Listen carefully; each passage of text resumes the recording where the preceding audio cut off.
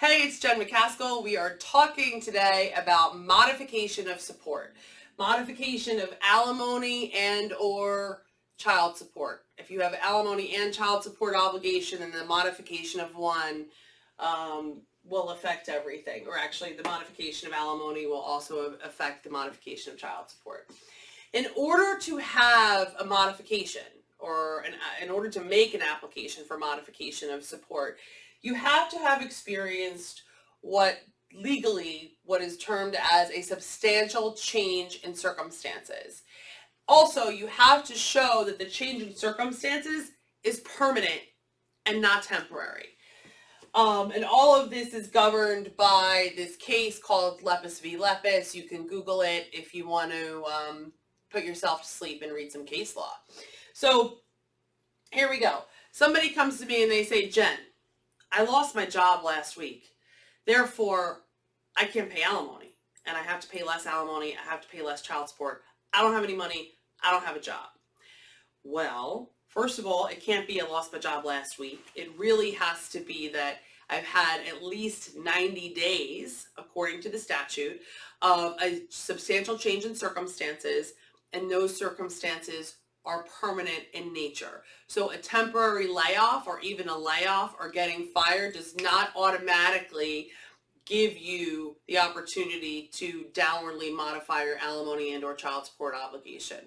So let's use the example that I see most often, which is I get laid off. So let's say husband and wife are married, they get divorced, husband's making $200,000 a year and he's paying alimony and child support based off of $200,000 a year. He loses his job. He is 62 years old, cannot find another job for $200,000, ends up finding another job for $125,000 a year. Again, it's not so simple that he just files a motion to say, hey, judge, I used to make $200,000 and now I only make $125,000. So reduce my alimony and child support obligation. There's other things that you have to show as part of that application. You have to show that you made a good faith effort to look for a job. That means, I attach spreadsheets of recruiters that were contacted, interviews that somebody went on, networking events they went on, how many people they looked up on LinkedIn.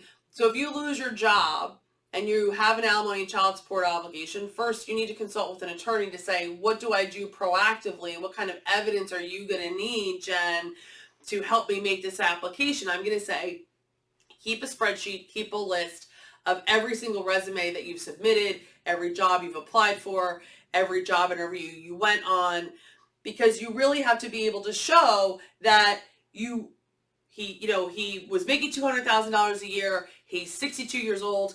Nobody's hiring him again for $200,000 a year. He went on 50 interviews, contacted 100 people on LinkedIn, went to networking events, met with 5 different recruiters, et cetera, et cetera, et cetera. The more evidence that you have of your good faith effort to find a job that's comparable in pay, that increases your chances of being able to successfully downwardly modify your support obligation.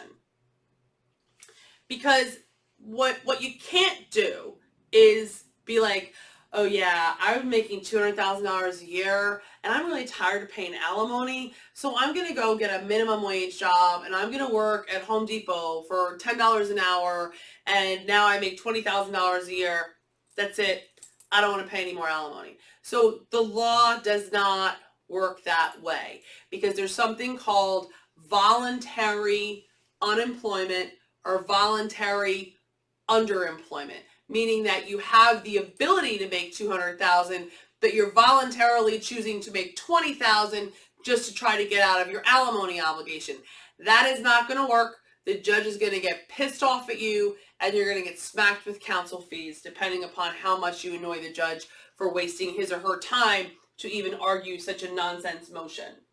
So in order to modify your support obligation is always modifiable, assuming that your agreement doesn't say otherwise, that you can't modify the alimony obligation. Child support is always modifiable. but let's assume your agreement doesn't say that. It is always modifiable, the amount that you pay. But again, you have to genuinely have experienced a substantial change in financial circumstances. And again, the analysis isn't going to stop there. You're really going to have to prove to the judge that this is in good faith, that you're not just being an asshole and trying to voluntarily reduce your income so you can therefore not pay your ex anymore because you're so pissed about the divorce and you feel like you got screwed. That's the basic on modifying your support obligation. As always, if you have any questions, feel free to call me.